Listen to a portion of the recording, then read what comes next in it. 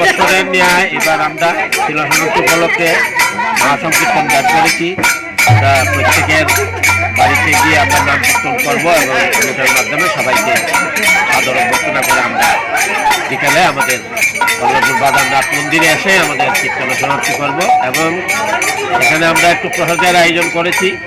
এখানে সবাইকে অংশগ্রহণ করার জন্য আমি শিলা সংক্রান্তি কীর্তনের সঙ্গের পক্ষ থেকে আমি সবাইকে আমন্ত্রণ জানাচ্ছি। আমার পেছনে কারণ হচ্ছে আমরা সবাই মিলেমিশে যেন একমাত্র ভাই মাতৃবন্ধনে এবং ভাতৃবন্ধনে থাকতে পারি, সবাইকে একত্রিত করে সবার প্রতি আনুগত্য রইল।